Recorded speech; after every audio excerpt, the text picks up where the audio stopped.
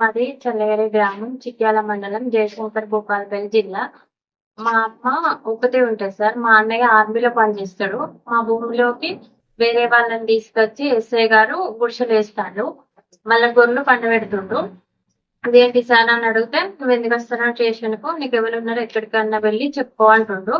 SI గారి దగ్గరికి మా అమ్మను కొట్టి పడేస్తే రోడ్డు మీద నేను మళ్ళీ పోయి కాంప్లిమెంట్ ఇచ్చిన. వాళ్ళు కొట్టి పడేసిన వాళ్ళ మీద కాంప్లిమెంట్ తీసుకోవట్లేదు, తిరిగి రివర్స్ మా మీదనే కేసులు పెడుతుండు. మా భూమి మాకు కావాలని అంటే ఎస్ఐ ఎంత చెప్పినా ఇంటలేడు. మా దగ్గర పేపర్స్ ఉన్నాయి.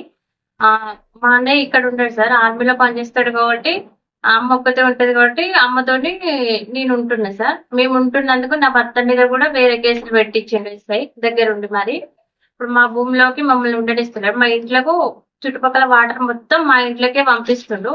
మాకు వర్షాకాలం వస్తే కనీసానికి ఉండడానికి మాకు ఇంట్లో ప్లేస్ లేకుండా కూడా కావాలని రకరకాల టార్చర్లు పెడతాడు. ఎస్ఐ వల్ల మేము ఇన్ని చిత్రహింసలు అనుభవిస్తున్నాం.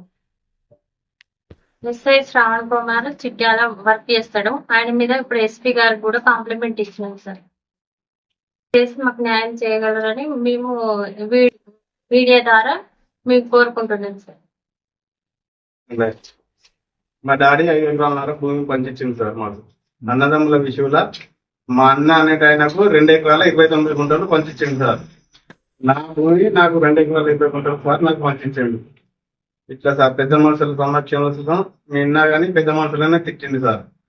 తిట్టి నా భూములకు వచ్చి కోమరు వేసి ఇంకా ఎకరం భూమి వస్తుందని కోమరు వేసి పిటిషన్ ఇచ్చి స్టేషన్లోనే ఎస్ఐ సార్ వద్దకు వెళ్ళి కంప్లైంట్ ఇచ్చింది ఆయనే సార్. కంప్లైంట్ ఇస్తూ మళ్ళీ మేము కంప్లైంట్ ఇచ్చేందుకు పోతే సార్ మాకు పట్టించుకుంటలేడు. మంచి పొలిటికల్ లీడర్ గా తీసుకుంటా ఎంపీ అనిపిస్తాం సార్. బ్యాక్గ్రౌండ్ పేరు సార్ పేరంటే శ్రావణ్ కుమార్ ఎస్ఐ సార్. ఇచ్చేయాలి. దయచేసి మాకు మా భూమిలో దున్నుకునేటట్టు మాకు హక్కు కల్పించాలని మనం చెప్తున్నాం. భూమిలో పత్తి గింజలు పెట్టుకుంటాను సార్. నా భూమి రికా ఉంచాడు. నా భూమి రికా ఉంచుతూ నా దానిలో పత్తి గింజలు ట్రాక్టర్ తోటి కొడతానంటే కొట్టుకునిస్తలేడు సార్. వాని దానిలో వాడు పెట్టుకున్నాడు సార్ పత్తి గింజలు. నా భూమి రికా ఉంచుతాను సార్. శ్రావణ్ కుమార్ సార్. నా భార్యను కొట్టిండు భూమి మీదకి పోతే. చిత్రహింసలు పెట్టి పిటిషన్ ఇచ్చినా గానీ కొట్టిన కేసుతో ఇన్వాల్వ్ చేసుకుంటలేదు సార్. ఇది దయచేసి మమ్మల్ని సంప్రదించారు. మా భూమి మీదకి వస్తే సార్ మా భార్యను కొట్టాను సార్. ఎక్స్ట్రా స్కానింగ్ దించడం మందులు తెచ్చినాం సార్. అయినా కానీ సార్ మమ్మల్ని పట్టించుకుంటలేడు. చింతకుంట గ్రామ అభ్యంగం రాజయ్య. నేను అయ్యా మాది 3 ఎకరాల భూమి ఉన్నది. మా భూమి మోతుకూరు మల్లేసి పక్కపండి.